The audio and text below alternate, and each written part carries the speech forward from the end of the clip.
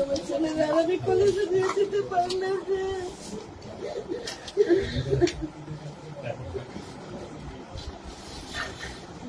ছেলেগুলা ছোট মানুষ হলে আমার পরিস্থিতি খুব বুঝতো। আমি অনেক কোনোদিন করে একটা টিচার দেয় যায় ও পাইবে ও সাবজেক্টে হার্ডিস ছিল 88 97 মেয়েতে মনে হয় হার্ডিস ছিল 12 হার্ডিস ছিল।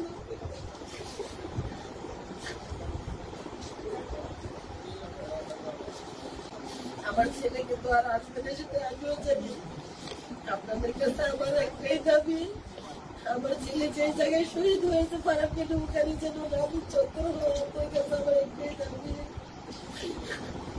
আমার ছেলে বিচার করতে আমি দেখতেছি, আমি খুঁজি না বিচারও হবে আমার দোষটা ছেলেকে। আমরা একটি বিষাদ ঘন পরিবেশ এর মধ্যে কথা বলছি। একজন মায়ের একজন বাবার যে আহাজারি, আপনারা নিজেই সেই ক্রন্দনরত আহাজারি আপনারা শব্দ শুনেছেন। শেখ হাসিনা জুলাই আগস্টের পৃথিবী কাঁপানো এই আন্দোলনে তার নিজের দেশের জনগণ, শুধু বৃদ্ধ যুবক নয়, শিশু কিশোর তরুণ, এদের রক্তে নিজের হাত রাঙিয়েছে। নাফিস তার মাকে কাঁদিয়ে চলে গেছে, বাবাকে কাঁদিয়ে চলে গেছে, কিন্তু নাফিস তো আমাদেরকে দিয়ে গেছে একটি মুক্ত পরিবেশ। একজন রক্ত পিপাসু দানবকে বিতাড়িত করেছে। এরা কিশোর নয়, শুধু এরা শিশু নয়, এরা ছিল সেই পাতালপুরীর রাক্ষস খোকসকে বিতাড়িত করা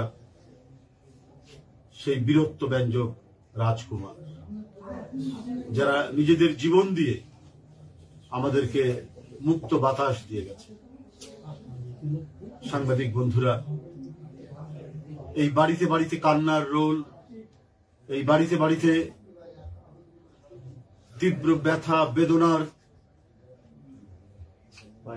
যে মর্শিয়া আমরা দেখতে পেয়েছি 5ই আগস্টের আগে থেকে জুলাই মাস 5ই আগস্ট পর্যন্ত এবং তারপরেও ফ্যাসিস্ট দানবদের রক্ত ঝরানো ফাঁদে একজন ব্যক্তি তার শুধু ক্ষমতায় থাকার জন্য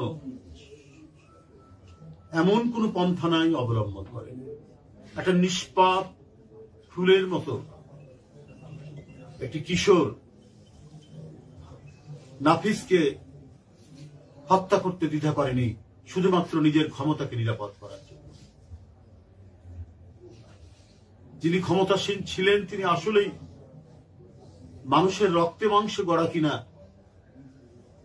এটা আজকে সন্দেহ। কত কথা বলতেন, স্বাধীনতার চেতনা, তার পরিবার 15ই আগস্টের কথা ইনিয়ে বিনিয়ে বলতেন, কাঁদতেন, কিন্তু নাফিজের মায়ের কান্না থামাবেন কি করে? মুগ্ধর মায়ের কান্না থামাবেন কি করে? আবু সাইদের মায়ের কান্না থামাবেন কি করে? এরকম অসংখ্য শিশু কিশোর যারা স্বপ্ন নিয়ে ইউনিভার্সিটি কলেজ স্কুলে পড়াশোনা করছিল, যারা তার পিতার সংসারের হাল ধরবার প্রত্যয় নিয়ে এবং ভালো মতো মানুষ হবে এই স্বপ্ন নিয়ে যারা স্কুল কলেজে পড়ছিল, আপনি সেই স্বপ্নকে আপনি ম্লান করে দিলেন, নিজে প্লেনে করে পালিয়ে চলে গেলেন, অথচ শিশু কিশোরদের রক্ত পাড়ি দিয়ে রক্ত মারিয়ে আপনি উঠে গেলেন। আপনার এক নেতা কয়েকদিন আগে বলেছে যে জাতির কাছে প্রয়োজনে ক্ষমা চাইবে। আপনারা কিসের ক্ষমা চাইবেন? মানুষ তো আপনাদেরকে মনে করে আপনারা মানুষ, আপনাদের 2 হাত আছে, কিন্তু আপনাদের এক হাত থেকে গলায়, আরেক হাত থেকে পায়ে।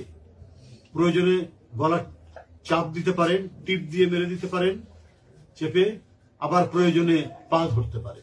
এটাই মানুষ বলে।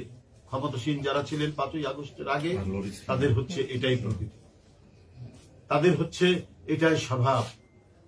শুধুমাত্র এক ব্যক্তি এবং এক পরিবার বাংলাদেশে থাকবে, তাদের কাহিনী থাকবে, তাদের বানানো মিথ্যা বয়ান দিয়ে এদেশের স্কুল, কলেজ, ইউনিভার্সিটির ছাত্রদেরকে তারা ভুলিয়ে রাখতে চেয়েছে।